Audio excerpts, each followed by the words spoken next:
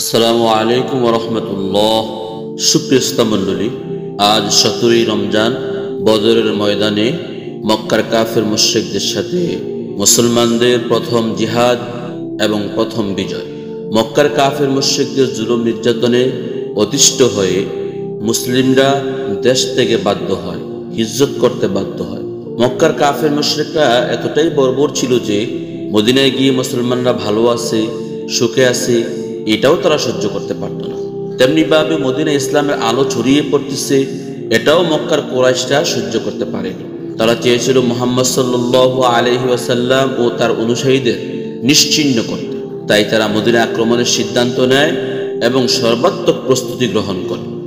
রমজান মাসের 17 তারিখ নবী করিম সাল্লাল্লাহু আলাইহি ওয়াসাল্লাম সংবাদ পেলেন যে আবু সুফিয়ানের বিশাল বাণিজ্য কাফেলা সিরিয়া থেকে মক্কার দিকে যাচ্ছে। কাফেলাটিতে ছিল প্রচুর সম্পদ ও অস্ত্র, যা মূলত মুসলমানদের ধন সম্পত্তি ছিল। মুসলমানদের বিতাড়িত করে এই সম্পদ কুরাইশরা জবরদখল করেছিল এবং সেই জবরদখলকৃত সম্পদ দ্বারাই তারা অস্ত্রশস্ত্র কিনে মুসলিমদের বিরুদ্ধে যুদ্ধ করতে প্রস্তুত হচ্ছে।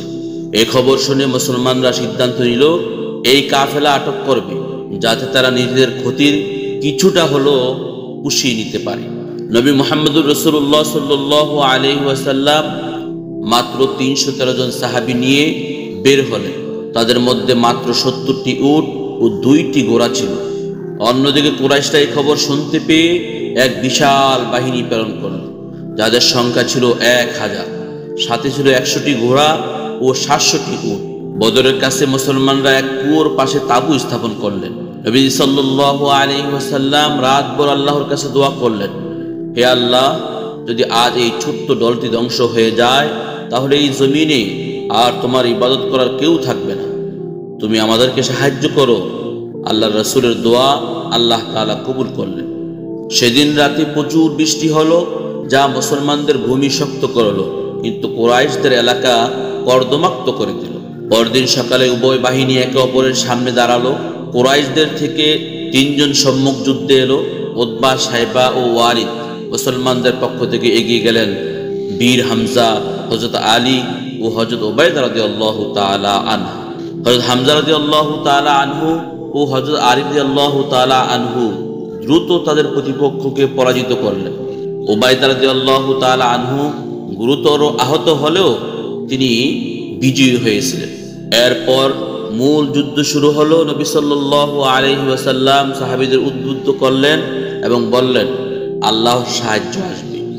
আল্লাহর সাহায্যে 1000 ফেরেশতা নেমে এলেন, যাদের অনেকে দেখেননি, কিন্তু শত্রুরা তাদেরকে দেখতে পেল এবং ভয়ে ভীত হয়ে পড়ল। মুসলমানরা দৃঢ়তা ও ঈমানের বলে শত্রুদের পরাস্ত করল। কুরাইশদের 70 জন নিহত হয় এবং 70 জন বন্দী হয়। আবু জাহাল, উতবা, সাইবা, উমাইয়া সকলেই ধ্বংস হয়। বদর ছিল ইসলামের প্রথম বিজয়, যা মুসলমানদের মনোবল বাড়িয়ে দেয়। এই যুদ্ধ প্রমাণ করলো যে সংখ্যায় ছোট হলেও ঈমান ও আল্লাহর সাহায্য থাকলে বিজয় নিশ্চিত। বদর যুদ্ধ কেবল একটি সামরিক বিজয় ছিল না, এটি ছিল ঈমানের পরীক্ষা। আল্লাহর প্রতি যারা নির্ভর করে, আল্লাহ তাদেরকে রক্ষা করেন। এই যুদ্ধ প্রমাণ করলো আল্লাহর পথের যোদ্ধারা কখনো একা নয়। সুপ্রিয় শ্রোতা মণ্ডলী, যদি আমাদের আলোচনা আপনাদের কাছে উপকারী মনে হয় তাহলে লাইক, কমেন্ট, শেয়ার করে অন্যের কাছে পৌঁছে দিয়ে দাওয়াতি কাজে অংশগ্রহণ করুন। আর যদি এরকম উপকারী আলোচনা সবসময় পেতে চান তাহলে সাবস্ক্রাইব করে আমাদের সাথেই থাকুন। আসসালামু আলাইকুম ওয়া রাহমাতুল্লাহ।